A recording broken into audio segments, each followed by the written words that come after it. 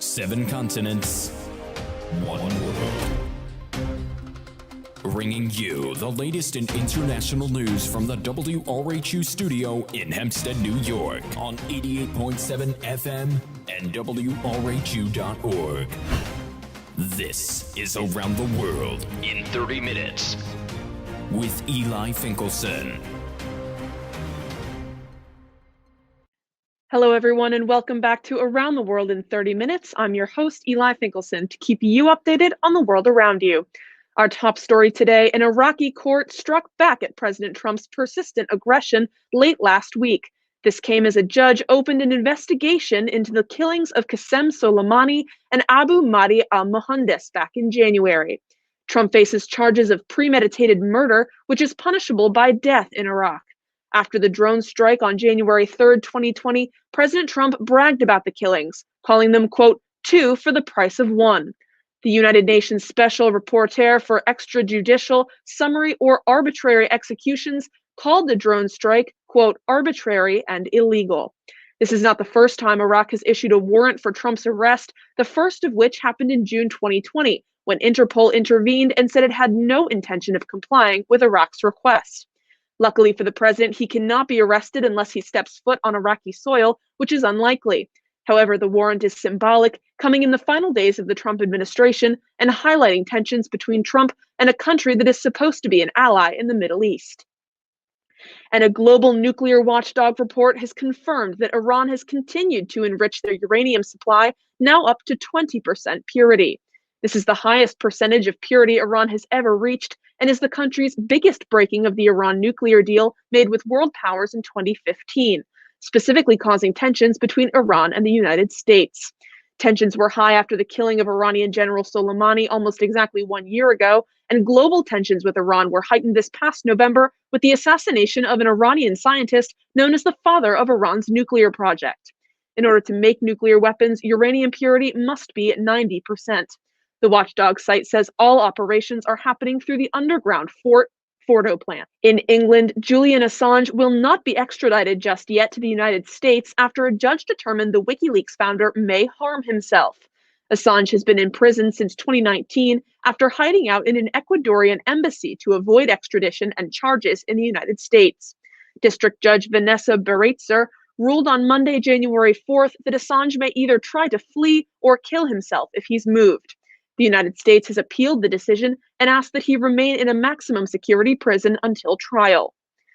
Top officials of the Tigray People's Liberation Front have been killed by Ethiopian troops, according to an announcement made Thursday, January 7th, by state military. At least 4 major supporters and inside authorities of the TPLF have been killed, with 9 others reportedly arrested. No one outside of the Ethiopian military has confirmed the killings as of Friday, January 8th. Similar to the events that took place on Capitol Hill on January 6th, Ghana also experienced some adversity trying to swear in a new president. Nana Akufo-Addo was elected for a second term in what is known as Africa's most stable democracy. The controversy began when members of parliament attempted to vote for a new speaker. There, a person from the opposing party grabbed a ballot and attempted to run out of the building with it. This developed into small fights between party members, which were eventually resolved by military members. Once everything was settled, Akufo-Addo was sworn in. As China continues to gradually make Hong Kong less autonomous, the citizens are beginning to realize the gravity of the situation. China imposed a new security law on Hong Kong in the middle of last year, which was the first step in taking away their freedom. This week, Chinese authorities launched the largest strike on freedom yet. They've arrested 53 pro-democracy activists, corroborating the fears many had and activists feel is only a matter of time before they lose their independence. Also focusing on Chinese commerce, President Trump has added 8 Chinese banking apps to the list of banned products in the U.S. Trump in the recent months has taken a stance against Chinese applications due to the fears they are stealing information on the American public.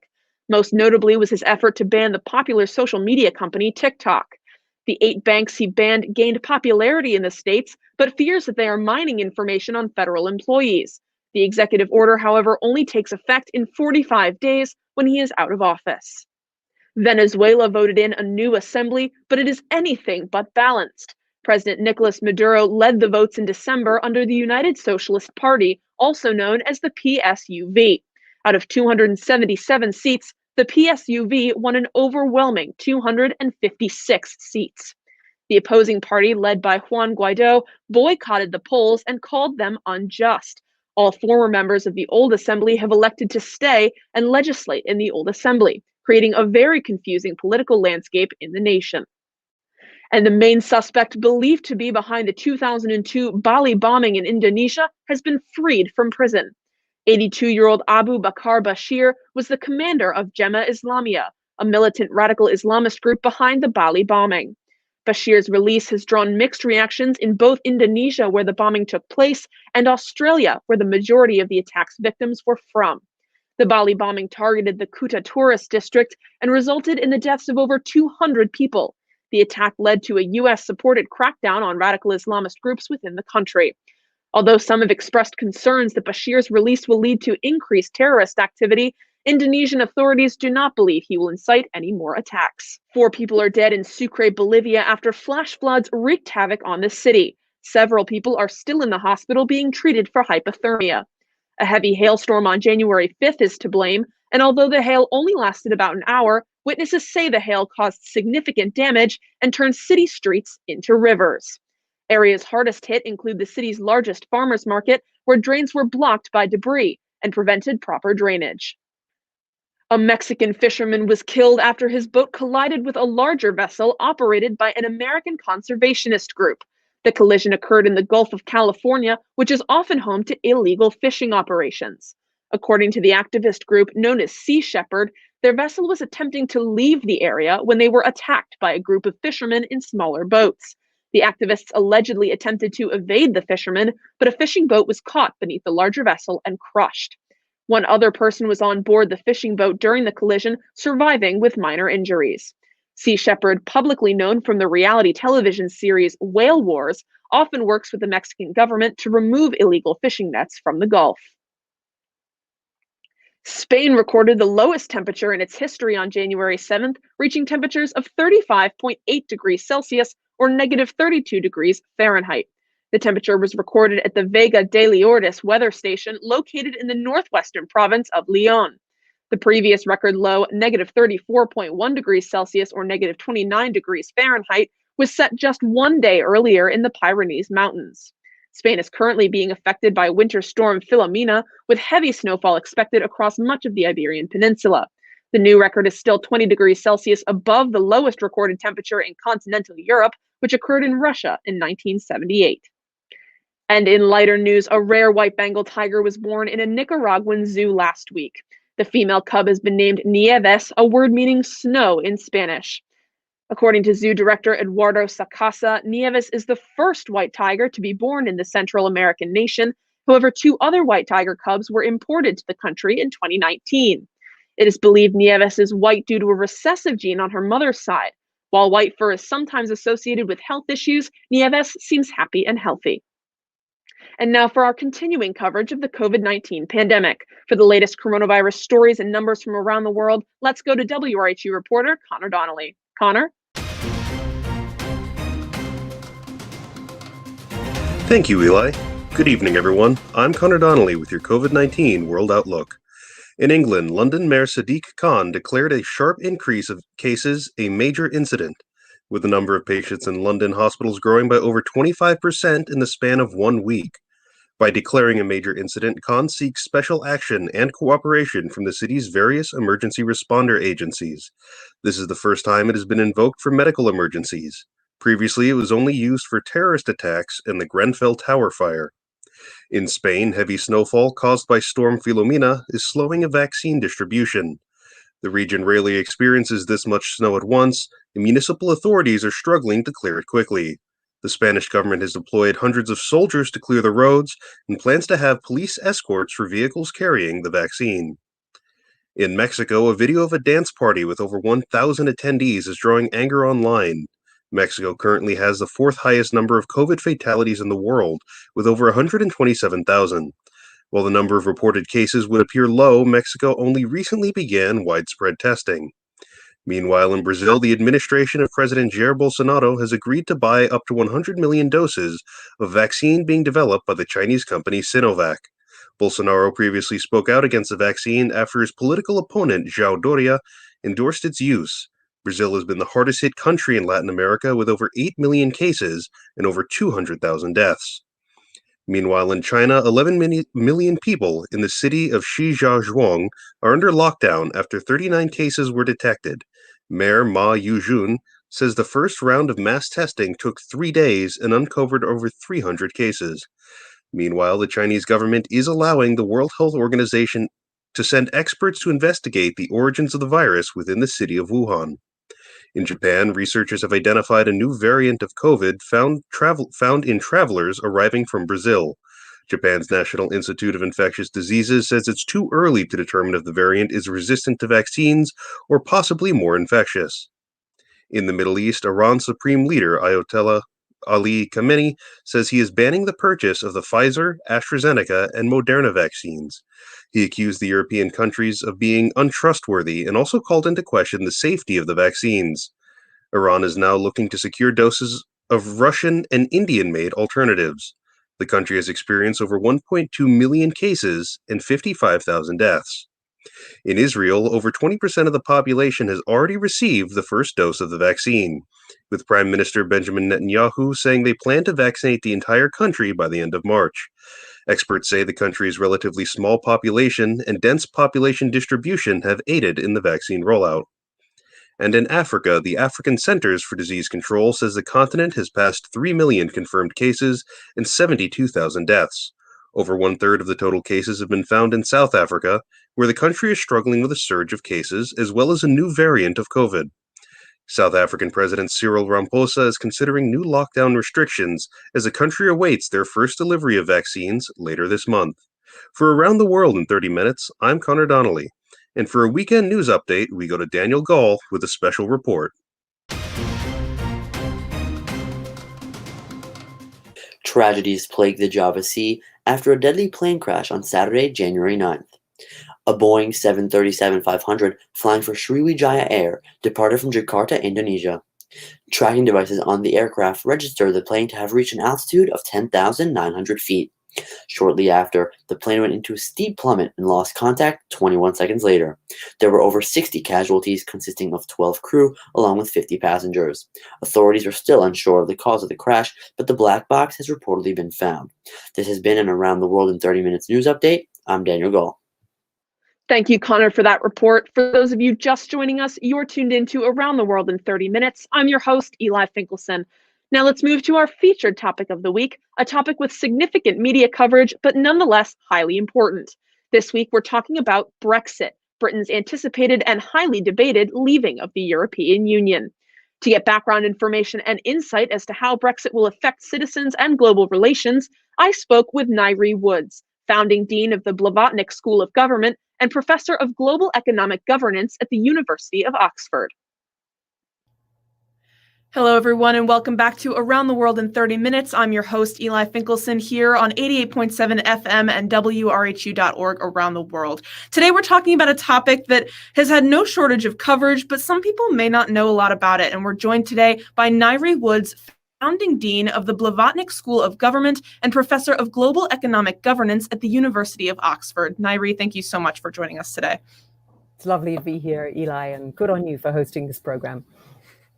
So first of all, I just want to start with some brief background. Can you explain what Brexit is for those that may not know? So Brexit has been a hard-fought campaign in Britain about Britain's membership of the European Union. It's pretty much a problem that every country in the world faces. Do you want to be sovereign and make all your own rules? Or do you want to be part of an economic community, whether it's NAFTA or the Continental Free Trade Agreement in Africa, where you make rules collaboratively with other partners in the world?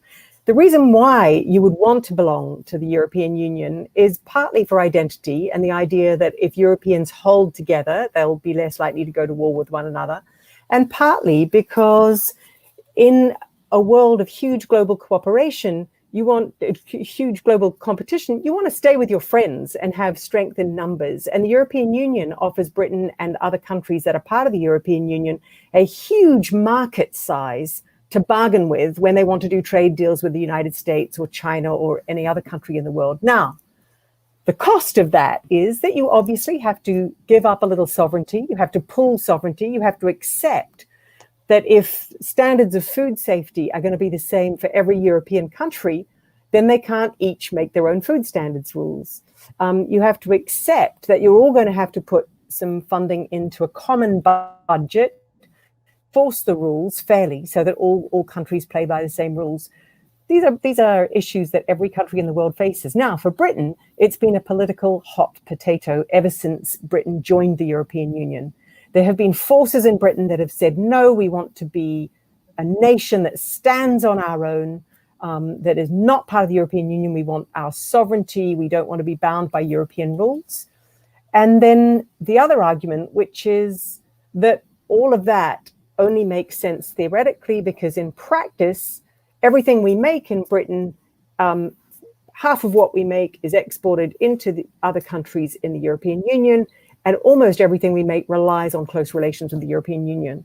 So our choice is a rather more stark one, where we can make our own rules, but then we'll be all alone, or we can make rules jointly with our fellow Europeans, and then we'll sacrifice a little sovereignty, but gain in prosperity and better information. That's been the big debate.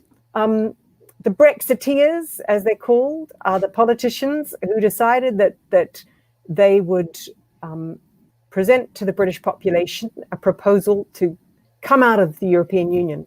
My own view is that there is a perfectly legitimate case for Brits together saying we don't want to be part of the European Union. But that's not the case that's been made to the Brits. A case was made instead that this would solve all of Britain's problems. Britain's deepest problems have nothing to do with the European Union. It didn't cause those problems, and leaving the European Union will not solve Britain's problems. Britain needs to solve its own problems, and the European Union and Britain's membership of it is a separate issue.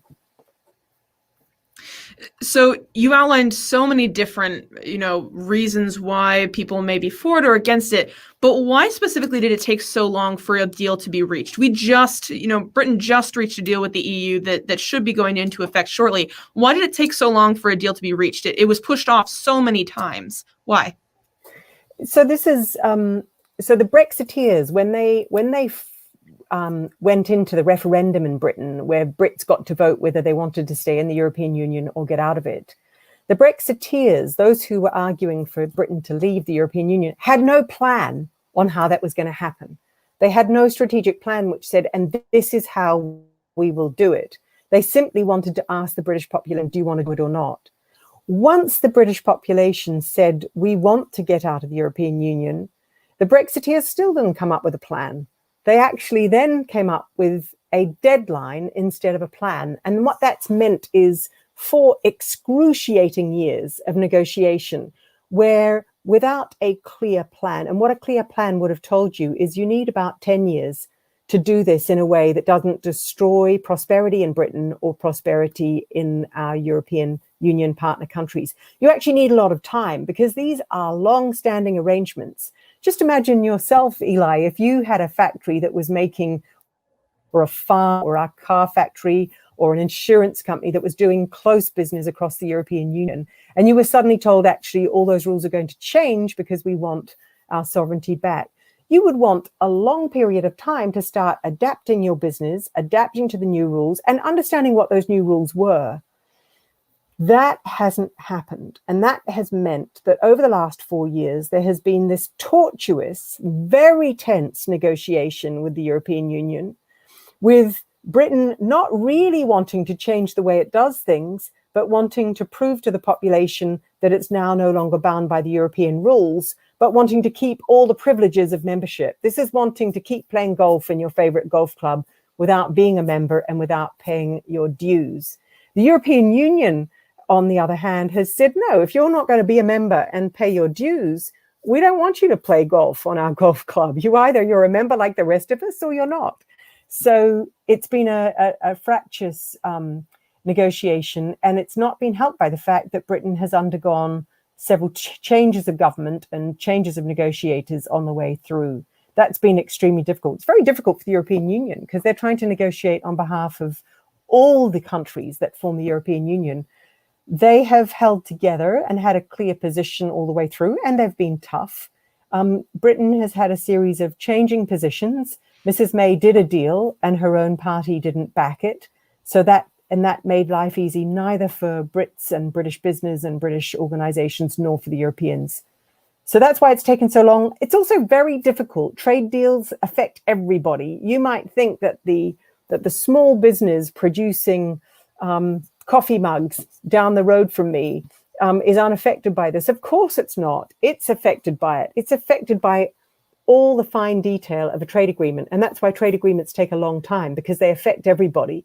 And if you're going to do them fairly, you need to know how they're going to affect everybody. So we're only really just starting a process. Britain is going to be negotiating with the European Union for at least the next decade. If you think about Switzerland, which didn't want to be a European Union member, it took them 14 years to negotiate 122 different agreements so that they can interact with the European Union in a seamless way. Britain is basically starting that process now. For those of you just tuning into Around the World in 30 Minutes on 88.7 FM or around the world at wrhu.org, we're here joined today by Ngaire Woods, founding dean of the Blavantik School of Government and professor of global economic governance at the University of Oxford. Now, we're talking right now about the potential effects and how long it would take for Britain to really be ready to leave the EU, which our deal has been reached, so it's happening.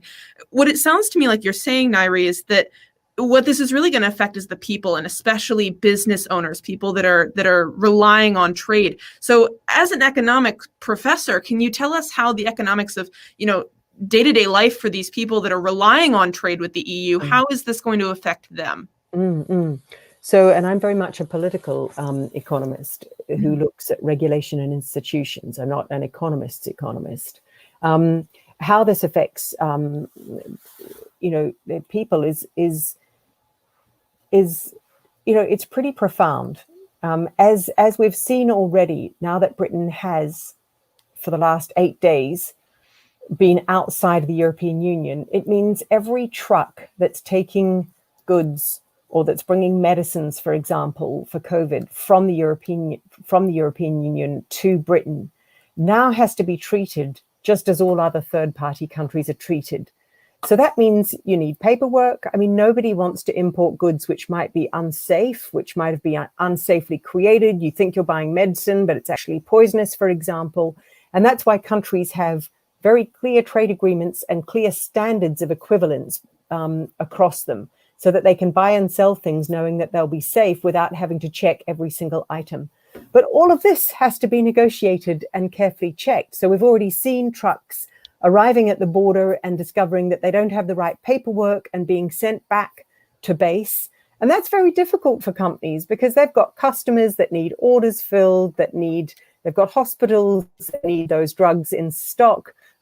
So right from the goods side of trade, you can see the effects. Longer term, the 4 years of uncertainty has meant that for businesses that need to know, are we going to build a factory in Britain or shall we build that factory in Germany or in the Netherlands? The 4 years of uncertainty simply creates havoc. You can't make business decisions if you think that in a year's time, there's going to be huge barriers to you selling what you're making to other countries that are nearby. So Brexit has happened, but a lot of the negotiations still need to be done. Let me just add, the British economy, like the American economy, is a large part of its GDP is services. That's design, insurance, the music industry, radio stations, doctors, dentists, all kinds of different services. Financial services, obviously, a huge part of it. To trade in services, you need these regulatory equivalence arrangements. It sounds really technical. It just means you need to trust that a doctor who's trained in someone else's country is going to be just as good as a doctor that's trained in your country before you start saying, we'll accept their services, we'll accept for them to come and treat our patients. There's a whole lot of negotiations that have not yet taken place. So equivalence in financial services, for example, that all hasn't taken place. So Britain now is no longer part of the European Union. But for British business, there's still a lot of detailed negotiation to take place before they know what position they're going to be in when it comes to selling their goods and services to the European Union. Equally, our police officers who need shared information. If you've got a criminal that skips off and jumps on a ferry and goes to Europe and somehow disappears, or somebody that's absconded illegally with children, child trafficking, you need to be able to share information very quickly about the whereabouts of those people. All of these details need negotiation. That's why it's a tricky process. And you mentioned hospitals, which of course is a very big thing right now, given the COVID-19 pandemic. How has Brexit already changed and, will change in the future things like vaccine rollout and, economic recovery strategies compared to when Great Britain was part of the European Union? So the great hope, and look, I've been putting to you all the costs of Brexit. Of course, there are advantages to Brexit. Although they take careful planning and good government to achieve. The European Union, has its own, for example, medicines regulator. In fact, that medicines regulator sat in London, and so it was greatly advantageous to Britain to be part of that system and to have them in London. But I guess what the Brexiteers and government would say is that being outside of the European Union has enabled them to move more quickly to get approval of the COVID vaccines and to start rolling them out across Britain. And similarly, they hope to be able to start using state aid, for example, to help British business compete with European business. In other words, to make use of a nimbleness outside of Brexit. But the reason I'm skeptical about that, Eli, the reason why I think these arguments have been overplayed is that almost everything the government wants to do freed from Brexit, it was perfectly free to do while it was part of the European Union. So I think it's a little bit of a red herring, the argument. Right. And while we're on the topic of the coronavirus pandemic, how has COVID impacted the way that Britain spent this enormous period of structural change? Yeah, really hard. I mean, this is not an easy time to be in government.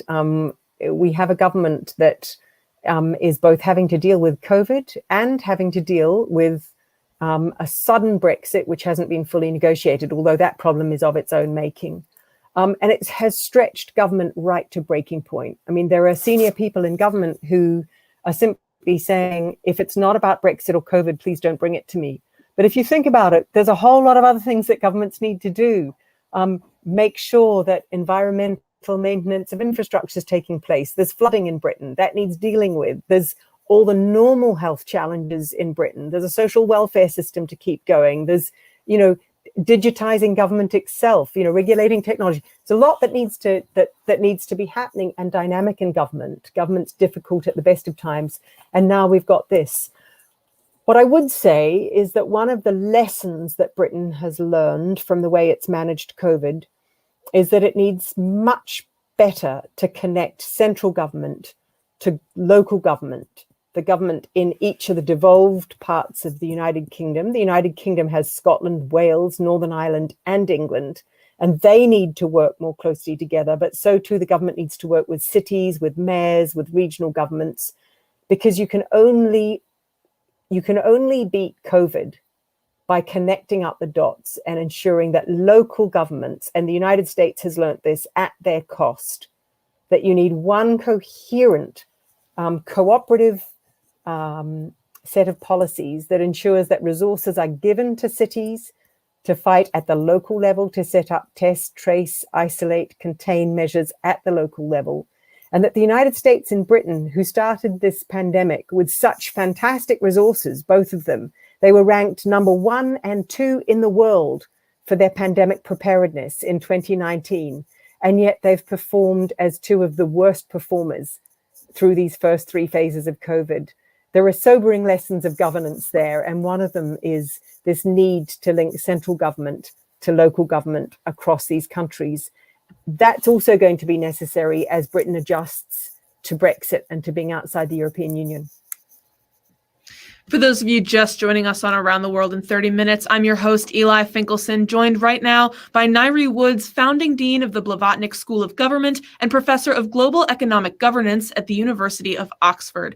Now, Ngaire, I want to sort of shift focus into how Brexit is affecting relationships with other countries on not necessarily just an economic scale, but on other levels as well, and its effect on relationships around the world. So first and foremost, how have relationships altered across Europe with this new change in all different aspects?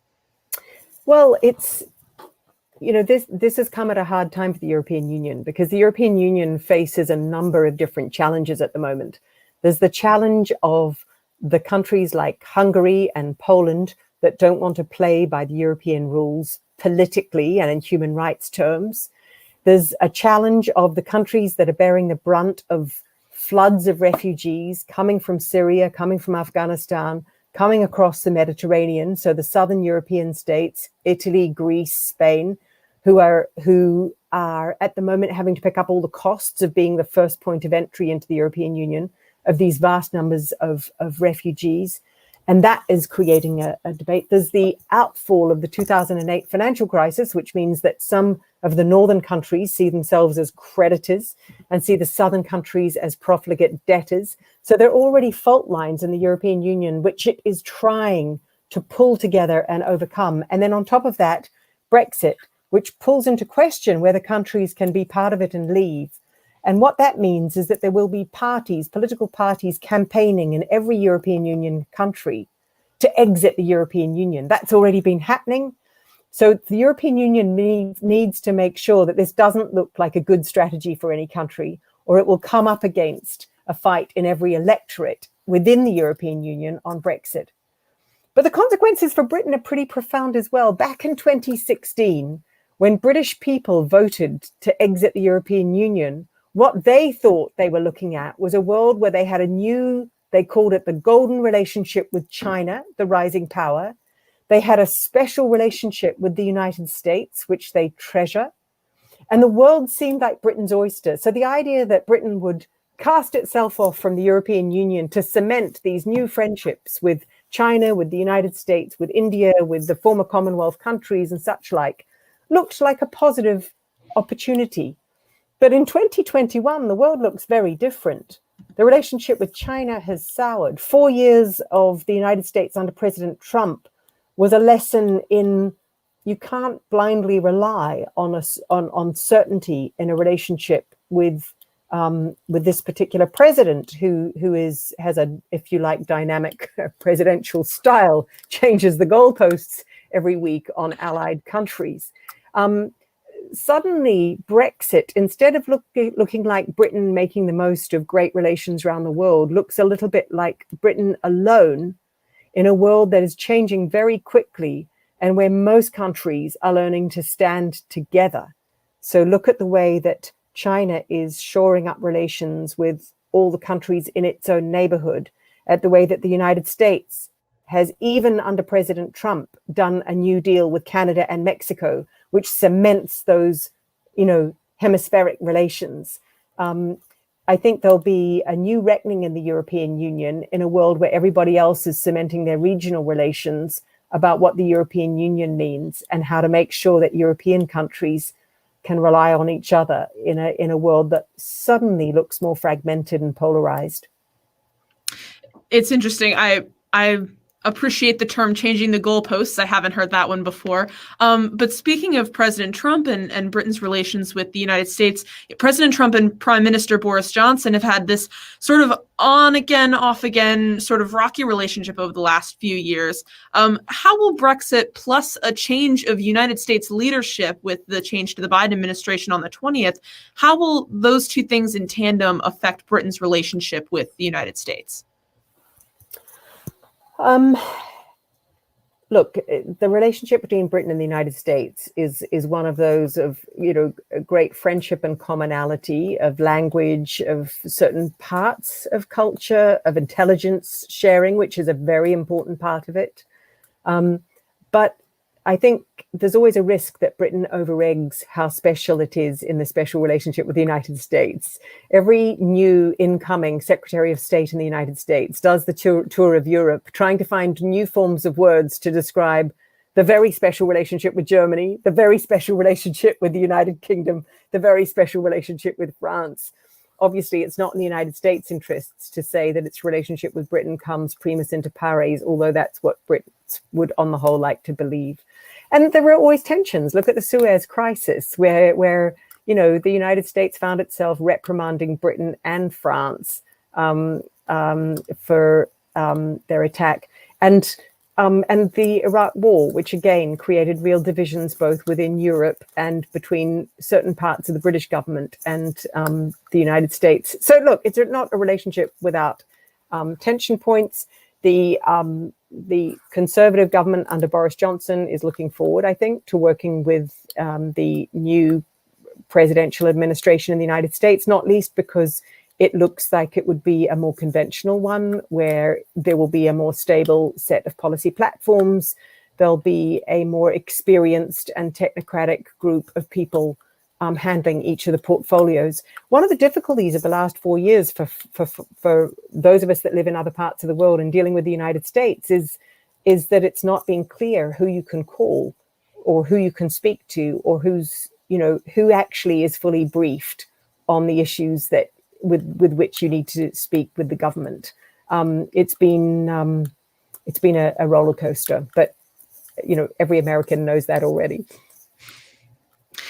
Now, I'm not sure if this is a foolish question or not, but is there a situation where Britain would rejoin the European Union? Is that even possible? Absolutely. I mean, it won't be rejoining the European Union per se, but I mentioned Switzerland earlier because my expectation is that Britain will spend the next decade and a half negotiating individual agreements, very much as Switzerland has done. And it'll probably end up with over 100 agreements with the European Union that create the equivalence of membership of the European Union without being a member of the European Union. And what sort of precedent do you think that it sets for other countries in the European Union or globally? Does it set a global precedent for independence?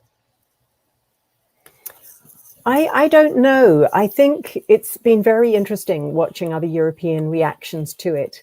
After Britain's Brexit referendum, you saw the National Front in France, start pushing harder on Frexit. But actually, they quite quickly started attenuating that stance when they started actually realizing what it might mean for Britain and what it would mean for France. So I don't know. I think there'll be lots of politicians who use Brexit either to claim the advantages of independence or to claim the costs of independence. I think democracy is, democratic governments have to listen to the people. But one of the lessons about Britain's Brexit referendum is how badly referendums serve to actually hear what people's anxieties and concerns actually are. That the 2016 referendum in Britain created what I would call a cry of pain from a lot of Britain who had really suffered from the global financial crisis. And in the surveys of those people, yes, they might feel better about British sovereignty by being out of the European Union or not, but nobody voted for a series of policies that would make Britain poorer and make the prospects of jobs in Britain less. Sadly, because of the way Brexit's been taken forward, I think Britain is in a more difficult position to create jobs and to create prosperity. It's going to take more catch-up time. I regret that because I don't think that was necessary. I think you could have negotiated a Brexit taking longer time with more respect for the firms who are trying to make this work, for workers who need to adapt to new jobs, and to partner governments in European Union countries who need to make this work in their own countries. Is there anything else that you feel is important to add, either about what's going on in Britain right now, or about Brexit itself, or the global implications of it?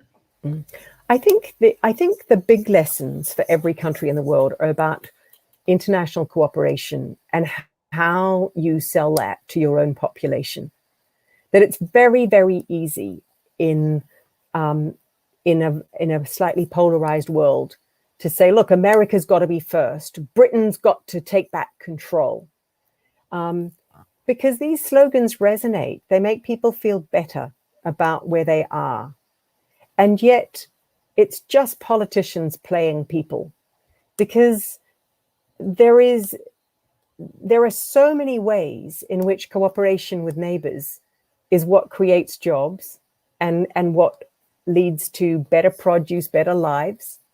That's not to say it always does. That's not to say globalization is great. No, globalization globalized opportunities for companies without globalizing their responsibilities.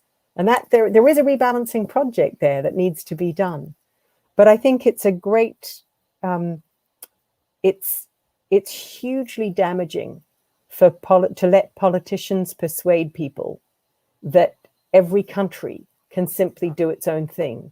Because it's true that every country can do its own thing, but it's also true that when it does that, it hugely impoverishes a lot of its poorest people, that it hugely debilitates its police and security from having the information and backup that they need to do their jobs well.